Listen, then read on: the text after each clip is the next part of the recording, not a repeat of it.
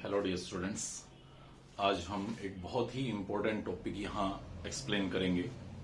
किसी भी रिएक्शन के अंदर जब हमारे पास एक रिएक्टेंट दो तरह के प्रोडक्ट बनाता है तो कौन सा प्रोडक्ट मेजर होगा और कौन सा माइनर होगा, इसको किस तरह से थर्मोडाइनेमिकली और काइनेटिकली कंट्रोल किया जा सकता है। मींस जो दो प्रोडक्ट बने हैं उनमें कौन सा प्रोडक्ट किस सिचुएशन पे ज्यादा स्टेबल होगा, which one will be more thermodynamically stable and which one will be more kinetically stable. So slight confuse करने वाला टॉपिक रहता है, बट अगर हम ध्यान से इस टॉपिक को समझेंगे तो बहुत ही आसानी से हम अपने आंसर्स को कर पाएंगे। यहाँ पे मैंने एक हाइपोथेटिकल रिएक्शन लिखा है जिसमें आर एक रिएक्टेंट है और वो जो दो तरह के प्रोडक्ट बनाता है पी और पी डैश, उसमें से समटाइम ऐसा होता है कि पी मेजर है पी वन या पी डैश माइनर है या पी डैश मेजर है पी माइनर है। तो इस सिचुएशन को हम किस तरह से रिमूव करें, इसको अंडरस्टैंड करने के लिए हमने ये टॉपिक चूज किया हुआ है। थर्मोडाइनेमिकली कंट्रोल्ड प्रोडक्ट्स क्या होता है और काइनेटिकली कंट्रोल्ड प्रोडक्ट क्या होता है। तो एक सिंपल से एक्सपेरिमेंट से मैं सबसे पहले आपको समझाऊंगा, फिर दो रिएक्शंस के एग्जांपल लूंगा और इस टॉपिक में मेजर माइनर प्रोडक्ट की प्रेडिक्शन करने की हम लोग कोशिश करेंगे। सबसे पहले एक ग्राफ पे समझने की कोशिश करते हैं एनर्जी और रिएक्टेंट प्रोडक्ट्स की एनर्जी। ये हमारे पास एनर्जी का स्केल है। यहां पे मैं रिएक्शन कोऑर्डिनेट्स लूंगा और उनकी एनर्जी को दिखाऊंगा, उसके पाथ को दिखाऊंगा। रिएक्शन कोऑर्डिनेट्स हैं ये यहां पे सी है। ये मैंने एक रिएक्टेंट ले रखा है आर और ये दो प्रोडक्ट्स बना रहा है। सपोज कीजिए एक प्रोडक्ट ये बना रहा है पी और एक प्रोडक्ट ये बना रहा है पी डैश। तो यहां पे आप एक पॉइंट समझ जाएं कि P डैश जो है उसकी एनर्जी लेसर है, मतलब P dash more stable product होगा as compare to P। Okay, reaction का पाथ कुछ ऐसा है कि ये रिएक्टेंट प्रोडक्ट में बदल रहा है P में और यही रिएक्टेंट इस पर्टिकुलर पाथ को फॉलो करते हुए P डैश में बदल रहा है। सो इस पर्टिकुलर पाथ में रिएक्टेंट को प्रोडक्ट बनाने में कम एनर्जी की जरूरत है। ये एक्टिवेशन एनर्जी है जो कम से कम आपको इस रिएक्टेंट को देनी होगी ताकि वो पी में बदल पाए, और ये वो एक्टिवेशन एनर्जी है जो कम से कम रिएक्टेंट को देनी होगी ताकि वो पी डैश में बदल पाए। दैट मीन अगर मैं लो टेम्परेचर पे रिएक्शन को परफॉर्म करूं एट लो टेम्परेचर, तो जब टेम्परेचर लो होगा तो मतलब मैं रिएक्टेंट को सिर्फ ये वाली एक्टिवेशन एनर्जी दे रहा हूं, सिर्फ यही एक्टिवेशन एनर्जी का बैरियर क्रॉस हो पा रहा है। रिजल्टिंग जो ये पी बनेगा वो ज्यादा आसानी से बनेगा, जबकि पी डैश बनने के चांसेस कम होंगे। लेकिन अगर मैं हाई टेम्परेचर देता हूं तो हाई टेम्परेचर पे क्योंकि रिएक्टेंट को ये एनर्जी मिलने में कोई परेशानी नहीं हो रही है, रिजल्टिंग वो पी डैश ही बनाना चाहेगा क्योंकि P dash more stable product है। सो अगर हाई टेम्परेचर रखा हुआ है तो जो ज्यादा स्टेबल प्रोडक्ट है, थर्मोडाइनेमिकली मोर स्टेबल प्रोडक्ट है, वो ज्यादा बन रहा होगा। बट अगर हमने लो टेम्परेचर रखा हुआ है तो हम वो एनर्जी दे ही नहीं रहे कि थर्मोडाइनेमिकली मोर स्टेबल प्रोडक्ट बने, रिजल्टिंग वो लेस एक्टिवेशन एनर्जी रिक्वायर्ड वाला less stable kinetically favourable product बनेगा। अगर आपका प्रोडक्ट स्टेबल है दैट मींस थर्मोडाइनमिक्स उसे असिस्ट कर रही है, स्टेबिलिटी ज्यादा है मींस डेल्टा एच ज्यादा निकला होगा। लेकिन अगर कम टेम्परेचर लगाना पड़ रहा है तो मींस उसकी एक्टिवेशन एनर्जी लेसर रहेगी। ये पर्टिकुलर प्रोडक्ट जहां पे एक्टिवेशन एनर्जी लेसर थी वो काइनेटिकली कंट्रोल्ड प्रोडक्ट है, लो टेम्परेचर पे फिजिबल होगा, और ये जो कि थर्मोडाइनेमिकली मोर स्टेबल प्रोडक्ट है हाई टेम्परेचर पे फेवरेबल होगा। हमेशा किसी भी रिएक्शन के अंदर जब दो तरह के प्रोडक्ट बन रहे हैं तो जो थर्मोडाइनेमिकली मोर स्टेबल प्रोडक्ट है उसे बनाने में आपको ज्यादा टेम्परेचर की जरूरत होती है। मतलब जब दो ऑप्शंस हैं तो हाई टेम्परेचर पे आप thermodynamically more stable product form करेंगे, thermodynamically more stable product high temperature पे, और अगर लेस स्टेबल प्रोडक्ट है तो लो टेम्परेचर पे kinetically stable kinetically controlled product आपका मेजर प्रोडक्ट होगा। मैं यहां पे दो रिएक्शंस आपके सामने डिस्कस करूंगा और दोनों में हम इस हाई और लो टेम्परेचर पे हमारे जो प्रोडक्ट्स बनते हैं उनकी परसेंटेज और उनकी मेजर माइनर क्वांटिटी के ऊपर डिस्कशन करेंगे।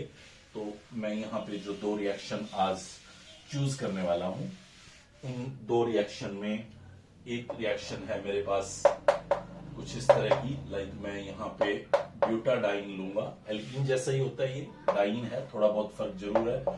उसके अंदर HBr का एडिशन करूंगा, आपको मैकेनिज्म भी दिखाऊंगा कि रिएक्शन कैसे होती है, दो तरह के प्रोडक्ट कैसे बनते हैं और कौन सा मेजर माइनर होगा। और एक हम लोग चूज करेंगे क्लोरोबेंजीन, और उस क्लोरोबेंजीन का हम क्लोरीनेशन करेंगे AlCl3 की प्रेजेंस में, जहां पे मेरे पास फिर क्लोरोनियम आयन इस Cl की वजह से ऑर्थो और पैरा पे जाएगा, रिजल्टिंग मुझे दो तरह के प्रोडक्ट देगा। हम लोग ऑलरेडी जानते हैं इसको, एक ऑर्थो प्रोडक्ट देगा और एक पैरा प्रोडक्ट देगा। तो हम देखना चाहेंगे कि कौन सा प्रोडक्ट यहाँ पे मेजर बनता है, कौन सा माइनर बनता है और क्या सिचुएशन रहती है। तो हमारे आज के इस लेक्चर में होपफुली हम इन दो पॉइंट्स के ऊपर डिस्कशन करेंगे और उसके बाद हम आगे बढ़ेंगे। तो पहली रिएक्शन से मैं शुरू करता हूं, जहां मैं ब्यूटाडाइन में HBr का एडिशन करना चाहता हूं। सी कैसे रिएक्शन प्रोसीड करेगी। ये पाई इलेक्ट्रॉन इलेक्ट्रोमैग्नेटिक इफेक्ट की वजह से किसी एक कार्बन पे शिफ्ट होंगे और ये यहां से H+ को ले लेगा। एल्कीन या डाइन्स का नेचर होता है इलेक्ट्रोफिलिक एडिशन, तो ये इलेक्ट्रोफाइल्स को अपने पास ऐड करेगा, रिजल्टिंग हमारे पास एक इंटरमीडिएट स्टेज बनेगा CH2 CH पॉजिटिव CH3। ये एक इंटरमीडिएट बना है, कार्बोकेटाइन इंटरमीडिएट है, एक स्टेबल कार्बोकेटाइन इंटरमीडिएट बना हुआ है। स्टेबल क्यों है? क्योंकि कार्बोकेटाइन के नेक्स्ट कार्बन पे पाई इलेक्ट्रॉन्स कॉन्जुगेशन कर सकते हैं, रेजोनेंस हो सकता है। कार्बोकेटाइन से नेक्स्ट कार्बन पे 3 H है, वो भी हाइपर कॉन्जुगेशन कर सकते हैं। तो 3 हाइपर कॉन्जुगेटिव स्ट्रक्चर और एक रेजोनेटिंग स्ट्रक्चर की वजह से ये वाला कार्बोकेटाइन स्टेबल है। ओके, इसका दूसरा रेजोनेटिंग स्ट्रक्चर आप देखें तो दूसरे रेजोनेटिंग स्ट्रक्चर में ये पाई इलेक्ट्रॉन्स जब इधर आके शिफ्ट होंगे तो इस कार्बन पे पॉजिटिव चार्ज आ जाएगा, ये सिंगल बॉन्ड बन जाएगा, ये डबल बॉन्ड बन जाएगा और ये CH3, मतलब ये कार्बोकेटाइन। क्या ये कार्बोकेटाइन स्टेबल है? हाँ, ये भी कार्बोकेटाइन स्टेबल है। क्यों स्टेबल है? क्योंकि कार्बोकेटाइन से नेक्स्ट कार्बन पे पाई इलेक्ट्रॉन कॉन्जुगेशन कर सकते हैं, बट हाइपर कॉन्जुगेशन नहीं है। इन दोनों में अगर आप देखें तो दोनों में रेजोनेंस है, बट हाइपर कॉन्जुगेशन का जो स्टेबिलिटी है वो सिर्फ इस कार्बोकेटाइन को मिल रहा है, इस कार्बोकेटाइन को स्टेबिलिटी नहीं मिल रही है। मतलब फर्स्ट स्ट्रक्चर मोर स्टेबल होगा as compare to second structure. अगली बात को देखें, ये दो स्ट्रक्चर उसके रियल स्ट्रक्चर में कंट्रीब्यूट करेंगे। तो जब दोनों स्ट्रक्चर उसके रियल स्ट्रक्चर में कंट्रीब्यूट करेंगे तो मैं कह सकता हूं यहां पे कि दो कार्बन्स पे पॉजिटिव चार्ज है, एक इस कार्बन पे पॉजिटिव चार्ज है और एक इस कार्बन पे पॉजिटिव चार्ज है। इसकी वजह से इस कार्बन पे पॉजिटिव चार्ज है और इसकी वजह से इस कार्बन पे पॉजिटिव चार्ज है। एक्चुअली मोर पॉजिटिव चार्ज कहां होगा? क्योंकि ये मोर स्टेबल था तो ये मोर कंट्रीब्यूटर होगा, और मोर कंट्रीब्यूटर होगा तो पॉजिटिव चार्ज यहां पे ज्यादा होगा। मैं ये नहीं कह रहा यहां पे नहीं होगा, बट यहां पे ज्यादा होगा क्योंकि ये दो कंट्रीब्यूटर थे और ये वाला मोर स्टेबल बताया मैंने, तो इसलिए इस कार्बन के ऊपर पॉजिटिव चार्ज ज्यादा होगा। यानी कि Br नेगेटिव जब अटैक करने की कोशिश करेगा तो वो इस कार्बन पे ज्यादा आसानी से अटैक कर सकता है क्योंकि पॉजिटिव चार्ज ज्यादा है।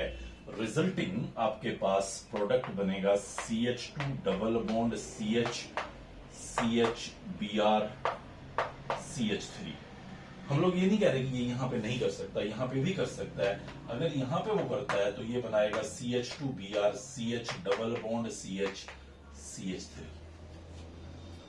मतलब यहां पे अब रिएक्टेंट को देखें, 1 और 2 पे H और Br आए, इसको मैं कह सकता हूं 1-2 एडिशन। और यहां पे अगर आप देखें तो 1 और 4 पे H और Br आए, तो इसको मैं बोल सकता हूं 1-4 एडिशन। मतलब मुझे दो तरह के प्रोडक्ट मिल रहे हैं, एक 1-4 एडिशन प्रोडक्ट मिल रहा है और एक 1-2 एडिशन प्रोडक्ट मुझे यहां मिलेगा। अगर मैं दोनों प्रोडक्ट्स को यहां पे सेपरेटली दिखाऊं एक बार मैकेनिज्म को छोड़ के, तो सी हेयर मेरे पास ये प्रोडक्ट मिला एक, जिसको मैं 1-2 एडिशन प्रोडक्ट बोल रहा था, और एक मुझे मिल रहा है ये वाला प्रोडक्ट जिसको मैं 1-4 एडिशन प्रोडक्ट बोल रहा हूं। 1-4 एडिशन प्रोडक्ट, मुझे ये दो प्रोडक्ट मिल रहे हैं। अब सवाल उठता है कि कौन मिलेगा। तो सबसे पहले आप देखें कि दोनों में थर्मोडायनेमिकली कौन ज्यादा स्टेबल है।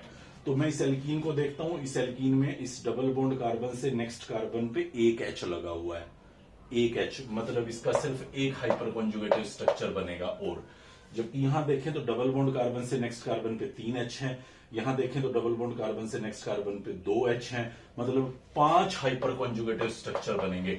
5 हाइपर कॉन्जुगेटिव स्ट्रक्चर बनेंगे तो आप समझ गए हैं कि ये वाला आपका प्रोडक्ट मोर स्टेबल है thermodynamically. Thermodynamically more stable product हमेशा हाई टेम्परेचर पे मेजर बनेगा, यानी कि हाई टेम्परेचर पे अगर आप रिएक्शन को परफॉर्म कराएंगे तो उस टाइम पे आपको ये वाला मेजर प्रोडक्ट मिलेगा और ये माइनर प्रोडक्ट मिलेगा। लेकिन अगर आप लो टेम्परेचर पे रिएक्शन परफॉर्म कराएंगे तो लो टेम्परेचर पे इसकी परसेंटेज आपको ज्यादा नजर आएगी।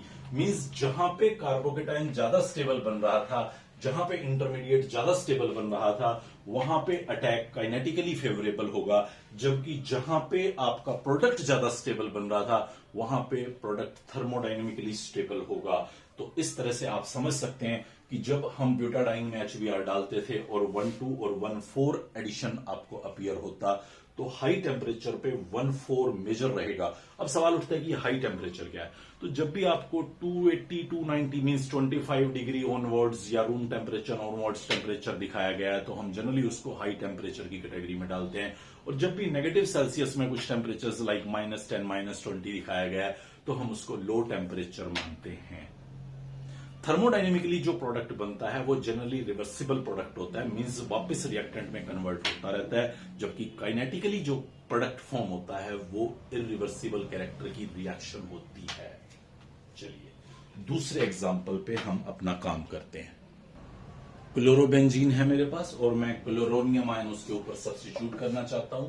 मुझे पता है क्लोरीन अपने रेजोनेंस इफेक्ट की वजह से इस बेंजीन के रिंग पे रेजोनेंस करके इस ऑर्थो पोजीशन पे नेगेटिव चार्ज क्रिएट करता है।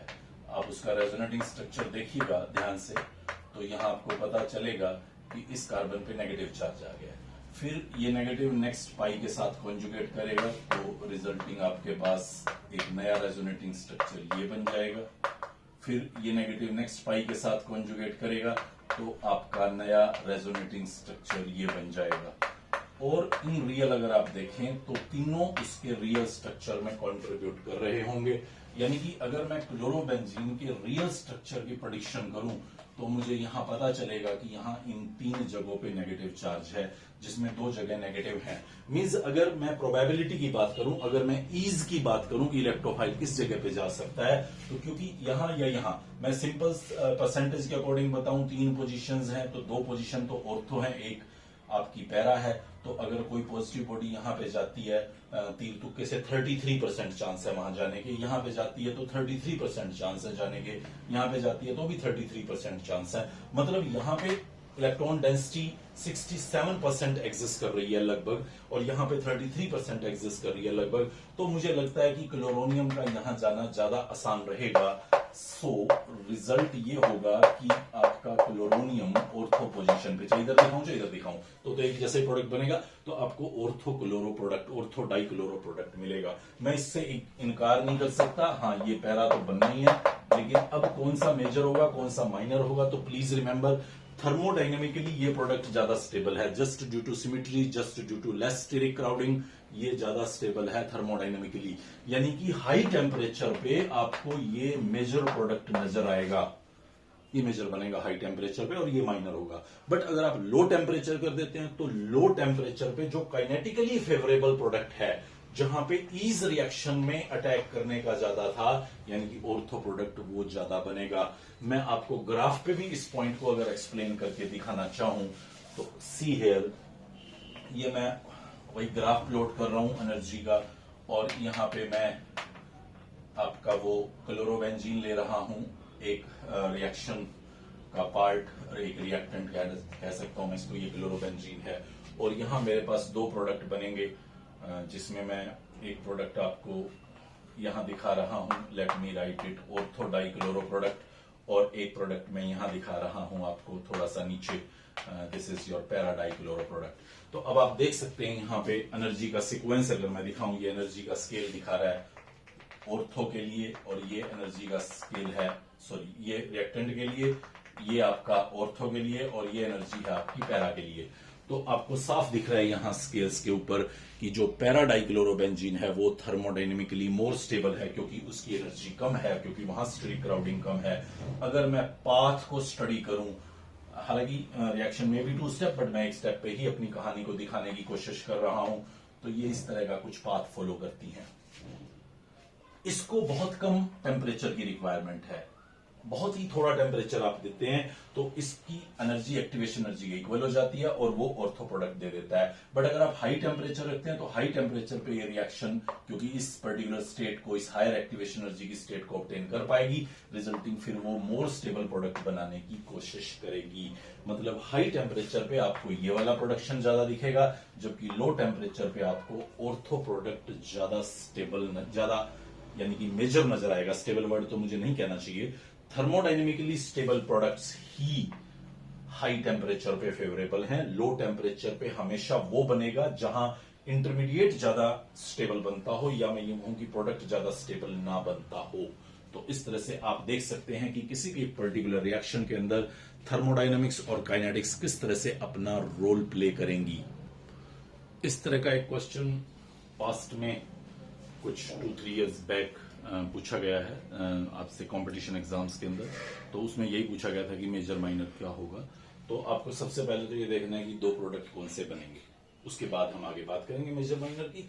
तो सी है, ये पाई इलेक्ट्रॉन्स इधर शिफ्ट हो गए, H+ को लेने वाला है, तो आपके पास CH2 double bond C CH3 CH positive CH3, ये एक इंटरमीडिएट बनने वाला है कार्बोकेटायन। ये कार्बोकेटायन स्टेबल है, काफी ज्यादा स्टेबल है, क्योंकि इधर से हाइपर कॉन्जुगेशन हो सकता है, इधर से हाइपर कॉन्जुगेशन हो सकता है। कार्बन पॉजिटिव जिसके नेक्स्ट कार्बन है उस पर पाई इलेक्ट्रॉन्स पड़े हैं, सॉरी हाइपर कॉन्जुगेशन नहीं, रेजोनेंस, इधर से रेजोनेंस हो सकता है और इधर से हाइपर कॉन्जुगेशन हो सकता है। काफी स्टेबिलिटी है इसके अंदर। यहाँ पे ये अगर रेजोनेंस होता है तो आपका CH2 positive then CH3 double bond CH3 बनता है। मतलब यहाँ पे सिर्फ रेजोनेंस हो सकता है, हाइपर कॉन्जुगेशन का कोई स्टोरी नहीं है, कोई थीम नहीं है, कोई सीन नहीं है। रिजल्टिंग ये फर्स्ट स्ट्रक्चर जो होगा ये मोर कॉन्ट्रीब्यूटर होगा as compare to second structure in the real structure of this carbocation. Very simple है पॉइंट। यहाँ पे रेजोनेंस प्लस हाइपर कॉन्जुगेशन इसको एक्स्ट्राऑर्डिनरी स्टेबल बना रहा था, यहाँ पे सिर्फ रेजोनेंस था जो इसको स्टेबिलिटी दे सकता था।